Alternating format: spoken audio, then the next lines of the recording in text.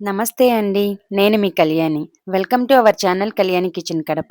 ఈరోజు ఈ వీడియోలో మనకి బయట సూపర్ మార్కెట్‌లో దొరికే ఇన్‌స్టంట్ ఉప్మా రవ్వని ఈ వీడియోలో మీతో షేర్ చేసుకోబోతున్నాను. ఈ విధంగా ఫ్రై చేసి స్టోర్ చేసుకున్నారనుకోండి 1 మంత్ వరకు బయటే ఉంచినా కూడా చాలా ఫ్రెష్‌గా ఉంటుంది.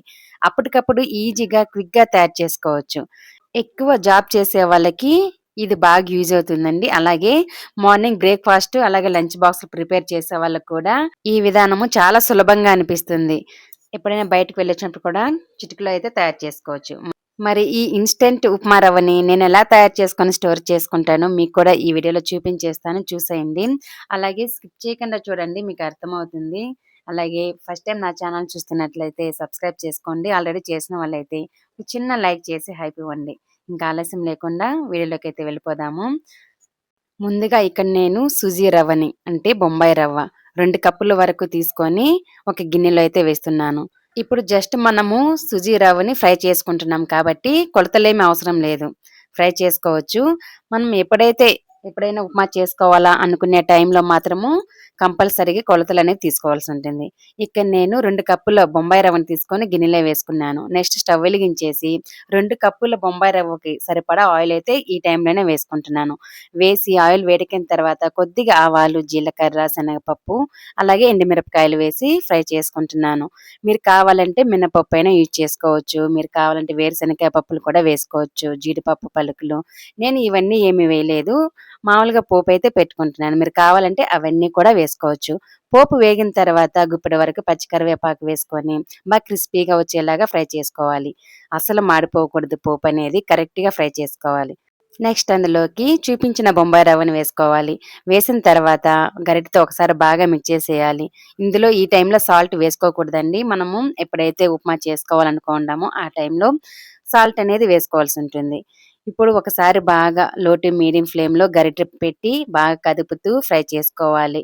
వేసిన బొంబాయి రవ్వని తక్కువ మంటలో దోరగా వచ్చేలాగా ఫ్రై చేసుకోవాలి. తక్కువ మంటలో ఫ్రై చేసుకోవడం వల్ల వేడనేది బొంబాయి రవ్వ లోపల వరకు వెళ్ళి మనకు బొంబాయి రవ్వ అనేది బాగా వేగుతుంది.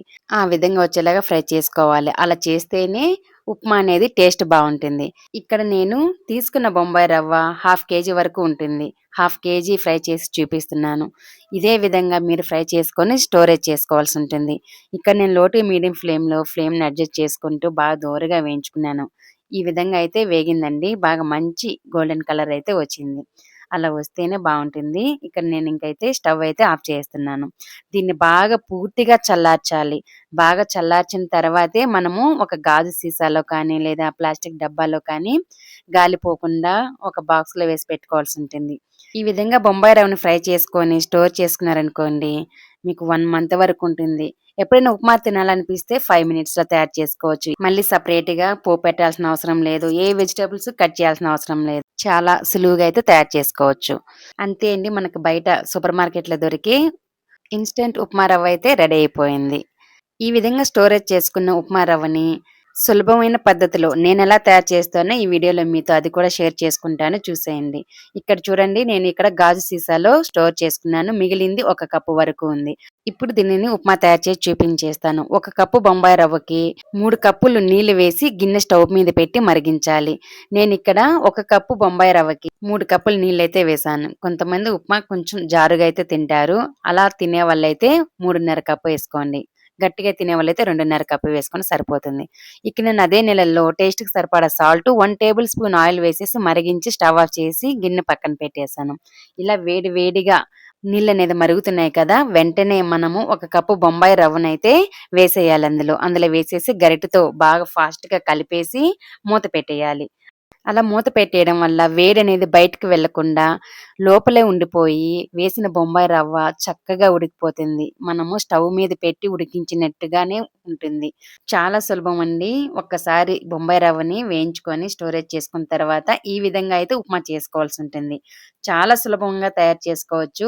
ఇంట్లో ఎక్కువ పనున్నప్పుడు లేదా బయటికెళ్ళొచ్చినప్పుడు ఏమన్నా చేయాలంటే అస్సలు ఓపికనేది ఉండదు. అలాంటప్పుడు ఈ విధంగా తయారు చేసుకున్నామనుకోండి ఇంట్లో ఉన్న పప్పుల పొడో లేదా ఊరగాయో ఏదో ఒకటి ఉంటుంది. చట్నీ చేసుకోలేకపోయినా కూడా వాటిలతో అయినా అడ్జస్ట్ చేసుకొని తినొచ్చు. చాలా బావుంటుంది. ఇక్కడ నేను మూత తీసైతే చూపిస్తున్నాను. చక్కగా ఉప్మా అయితే రెడీ అయిపోయింది కదా! గరిటెతో ఒకసారి బాగా మిక్స్ చేసుకొని అలా వేడి వేడిగా చట్నీతో కానీ లేదా పప్పల పొడి ఊరగాయతో తిన్నా సూపర్‌గా ఉంటుంది. ఇక్కడ నేను తయారు చేసిన ఇన్‌స్టంట్ ఉప్మా రవ్వ మీకు నచ్చితే మీరు కూడా ఇంట్లో తయారు చేసుకొని స్టోరేజ్ చేసుకోండి. అలాగే మీకెలా కుదిరిందో కామెంట్ రూపంలో నాతో షేర్ చేసుకోండి. ఇక్కడ నేను పల్లీ చట్నీ అయితే వేస్తున్నాను. పల్లీ చట్నీ తయారు చేసేది చూపించలేదు. నా ఛానల్‌లో ఆల్రెడీ పల్లీ చట్నీలున్నాయండి. కావాలంటే ఒకసారి చూసేయండి. ఈ వీడియో పూర్తిగా చూసిన వాళ్ళందరికీ థాంక్ యూ అండి. మరో మంచి రెసిపీతో వస్తాను. బాయ్.